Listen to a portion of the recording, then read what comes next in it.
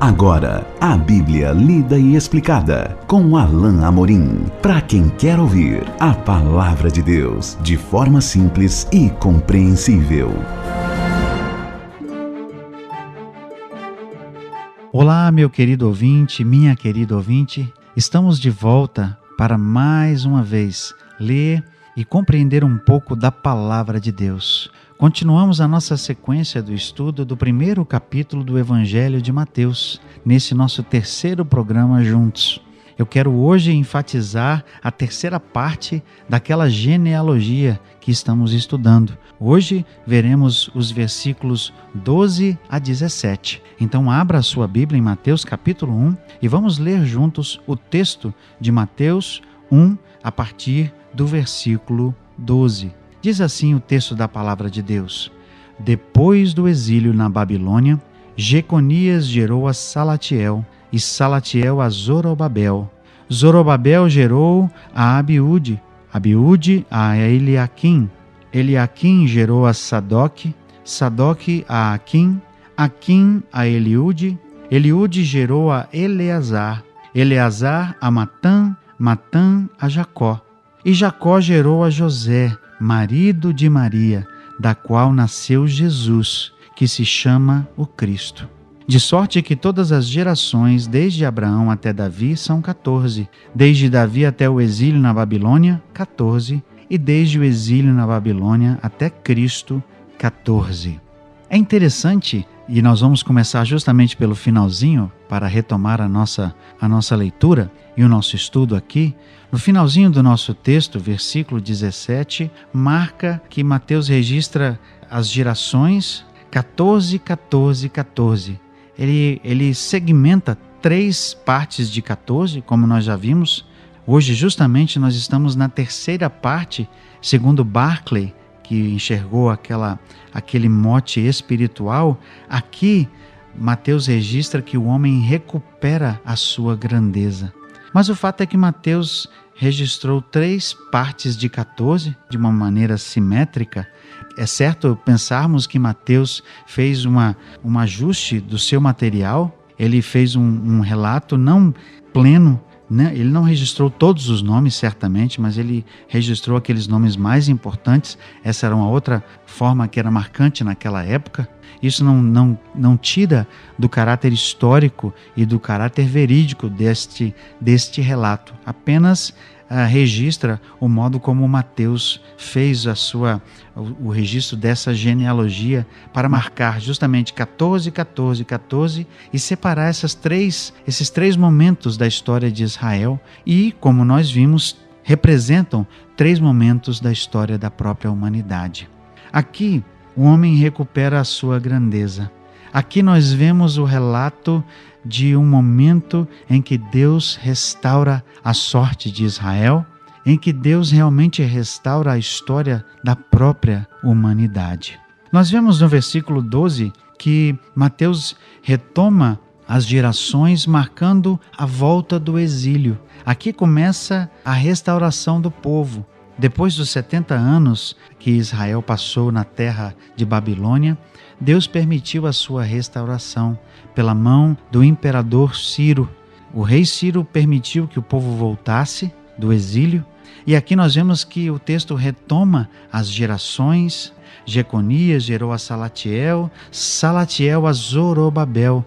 Zorobabel é um homem que marcou bastante a restauração do povo, agora já de volta à terra de Judá, à terra de Israel. E esses nomes aqui, um a um, vão mostrando os homens que foram formando novamente a nação. Poucas pessoas voltaram à nação de Israel naquele tempo. Era preciso reconstruir tudo. Se você tiver oportunidade, você pode conferir lá nos livros de Esdras e Neemias esses momentos que marcaram a restauração do povo na terra de Israel. O templo foi reconstruído, a cidade de Jerusalém foi reconstruída. Pouco a pouco, a identidade de Israel como povo foi sendo retomada. Mas mais que isso, o que nós vemos e é possível enxergar é que pouco a pouco Deus foi restaurando as famílias de Israel para preparar o caminho para o auge, que seria não só o auge de Israel, meus caros ouvintes, mas seria o auge, o momento áureo, o momento máximo da própria humanidade, o nascimento de Jesus. Tudo que Deus fez e que Mateus registra aqui de forma tão simples, a nós pode parecer, foi para que esse momento chegasse. O plano de Deus era fazer nascer da própria nação de Israel o Messias. E é isso que Mateus está tentando mostrar para os judeus. Jesus é o Messias prometido. Nós vamos ver, logo mais quando estudarmos a segunda metade do capítulo 1, que Mateus faz questão de mostrar que Jesus era o cumprimento das promessas de Deus, que Jesus era o cumprimento daquilo que Deus havia profetizado. Os profetas trouxeram essa mensagem, essas promessas desde o Velho Testamento, e agora Jesus seria o cumprimento disso. E esses nomes que aparecem aqui, essas novas gerações, chegam a um momento que é especial. Veja então no versículo 16, depois dessa imensa lista de nomes que talvez eu e você realmente não conheçamos, mas veja que versículo 16 marca o seguinte: Jacó gerou a José, marido de Maria. Olha que interessante, novamente o nome de uma mulher aparece. É Maria. Maria foi a mãe de Jesus, a mãe biológica de Jesus. Nós temos algumas coisas importantes que precisamos perceber aqui no texto. Primeiro, o fato de que José era descendente direto de Abraão.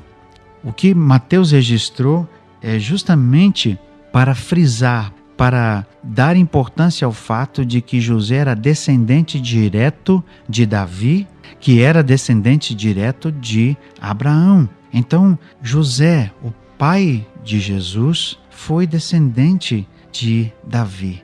A linhagem é traçada aqui para que se tivesse certeza que a linhagem de Jesus era a linhagem real. Nós vemos que no Velho Testamento havia a promessa de que não haveria falta de um rei para Davi. Essa era uma referência ao Messias. Nós vemos que Jesus muitas vezes é chamado Jesus, filho de Davi. Essa era a linhagem real. Jesus era descendente direto de Davi. Nós vemos isso registrado aqui. Mas é interessante também que no versículo 16 nós lemos o seguinte: Jacó gerou a José, marido de Maria. José, meus caros, como nós veremos, não foi pai biológico de Jesus. A paternidade aqui é atribuída a José, algo que também era comum lá em Israel, mas ele não foi descendente físico, né? Nós veremos que essa é uma das marcas iniciais e o primeiro grande milagre acerca de Jesus. Jesus foi filho, fisicamente falando, de Maria, filho biológico de Maria, mas ele não foi filho biológico de José. Acerca disso nós vamos falar quando estivermos nos debruçando sobre a segunda parte do capítulo 1. Mas o fato é que o versículo 16 marca então a geração que chega em Jesus. Gerou a José, marido de Maria, da qual nasceu Jesus, que se chama o Cristo. Jesus então veio de Maria, filho de José, pelo registro aqui, pelo relato, né? Ou seja, José deu o nome de sua família. Jesus era descendente direto, então, dos pais da nação. Aqui, Mateus cumpre o propósito de demonstrar que a linhagem de Jesus era uma linhagem real. Mais que isso, o que nós vemos aqui é que Mateus registra o caminho que Deus abre para a restauração do povo de Israel, para a restauração da sorte de Israel. Porque o finalzinho do versículo 16 diz: Jesus, que se chama o Cristo, Jesus, o Messias. E acerca justamente do caráter especial de Jesus, nós vamos falar no nosso próximo encontro, no nosso próximo programa. E até lá, que Deus te abençoe. Acesse agora nossa plataforma e baixe os podcasts www.rede316.com.br. A Bíblia lida e explicada com Alain Amorim.